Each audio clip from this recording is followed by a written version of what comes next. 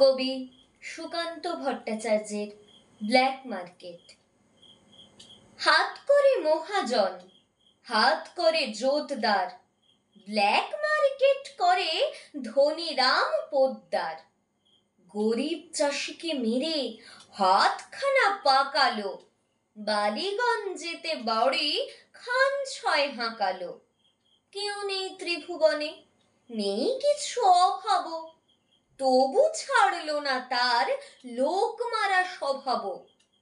একা থাকে তাই হরি চাকরটা রক্ষী, ত্রিসীমানা মারায় না তাই কাক পক্ষী।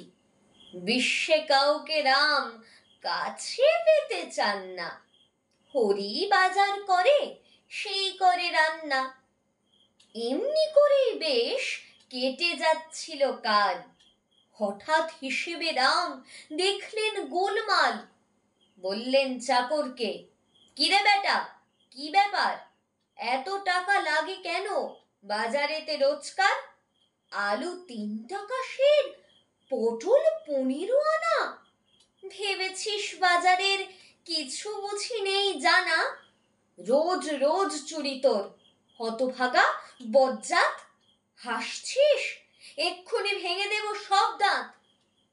খানিকটা চুপ করে বলল চাকর হরি, আপনারই দেখা দেখি ব্ল্যাক মার্কেট করি।